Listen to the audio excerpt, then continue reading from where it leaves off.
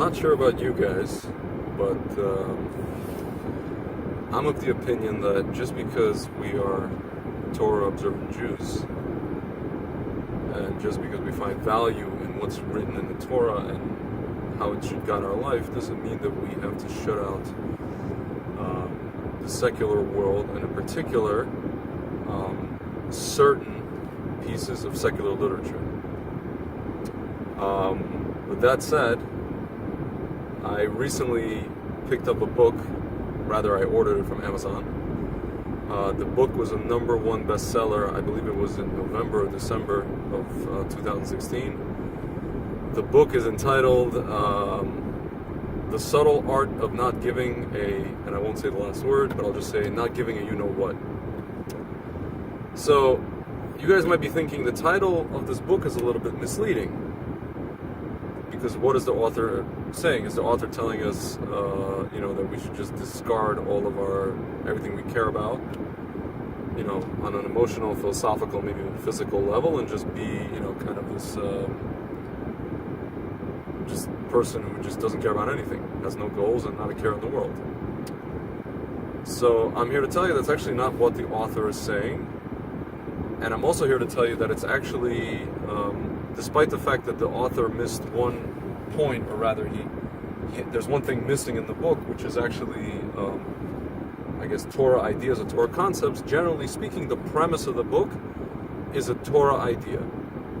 What's the idea? The idea is that you basically take everything that's not important or trivial, and you stop focusing on it, and you discard it. You stop focusing on it, you discard it, and you take everything that's important to you and focus only on that. And that's basically the key. He's not saying you're not going to have problems in life. He's not saying you're going to be, perfectly positive and happy.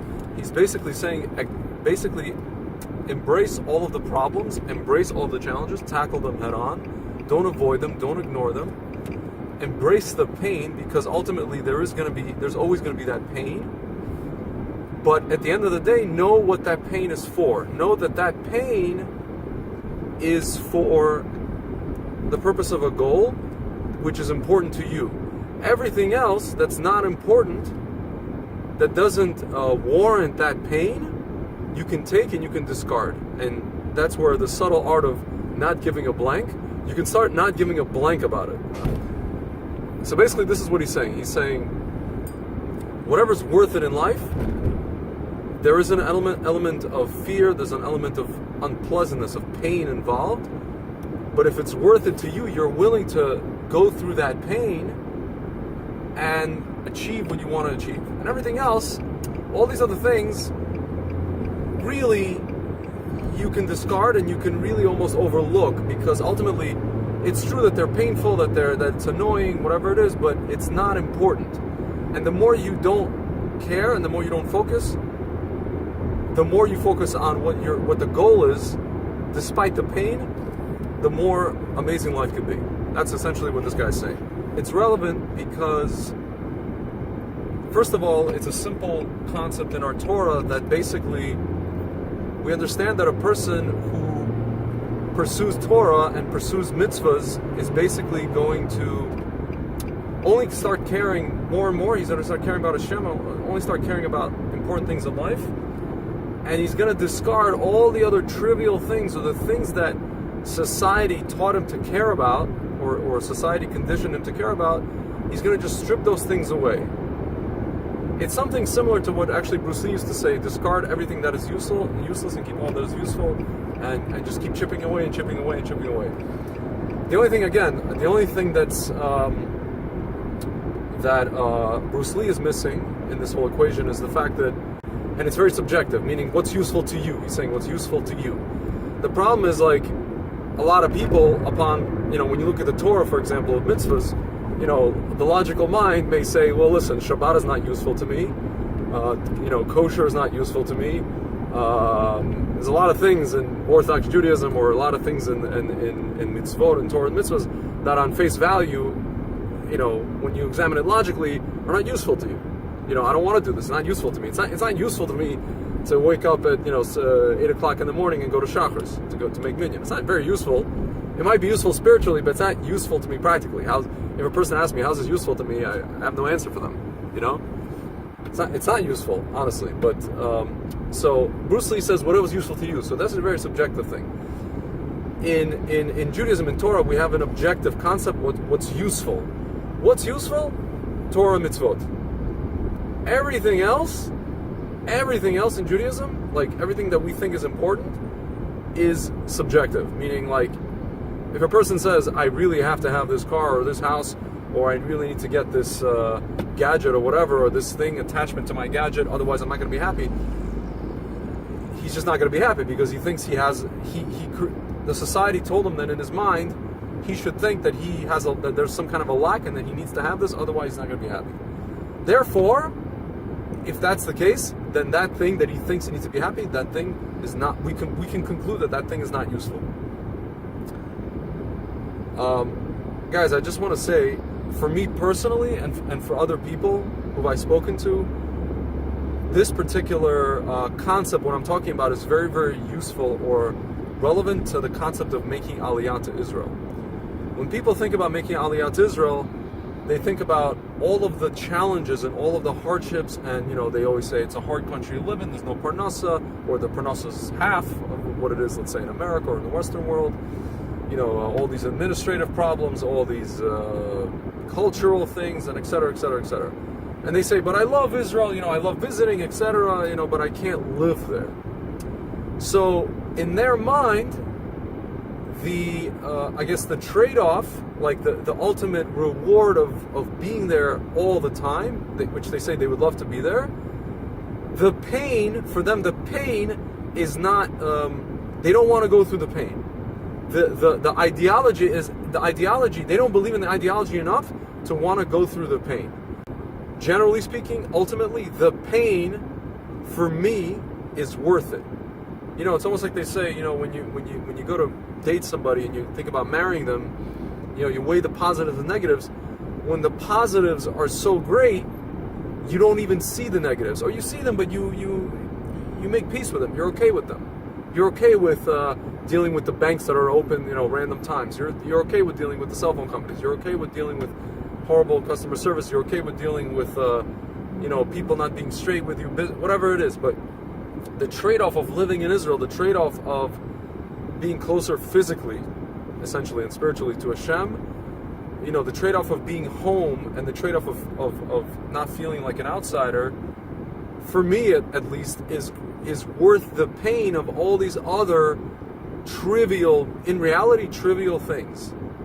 And when you learn to cultivate, all you have to do is learn to cultivate that, I guess, the midah, the idea, or the characteristic of just not giving a damn about these things, or saying that this is all part of the journey.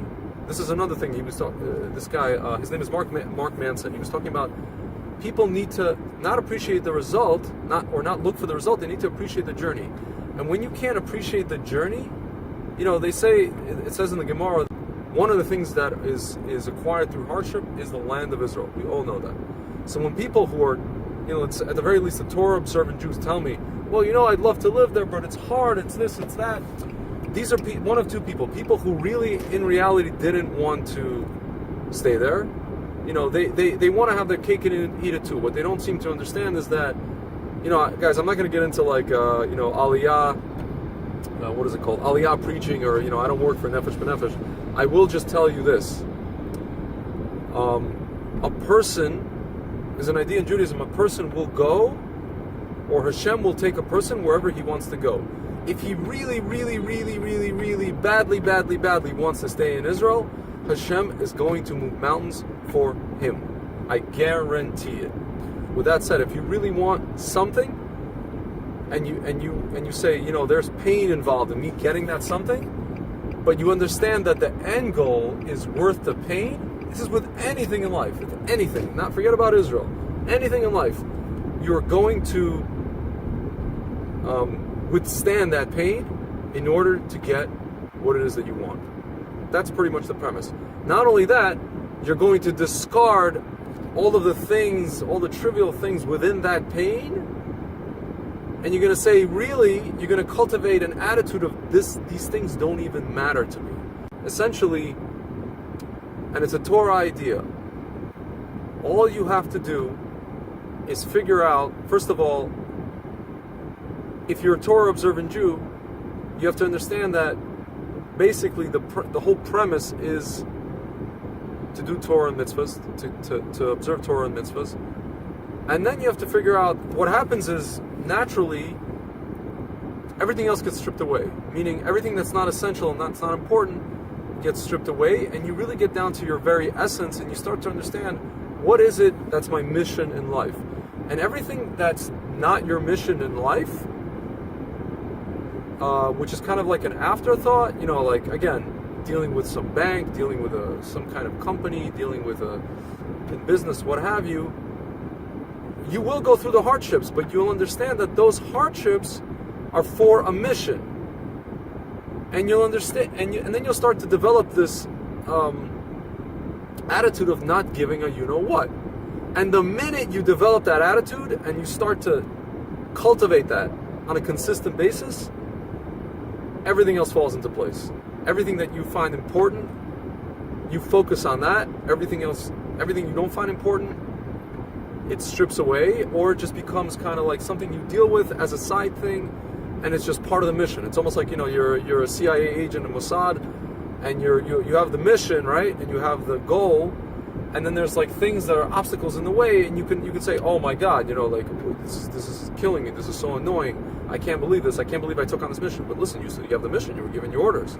You're an agent. You're an agent of the, of a loyal agent of the state. You got to do what you got to do. So all these things, while annoying, they're part of the mission.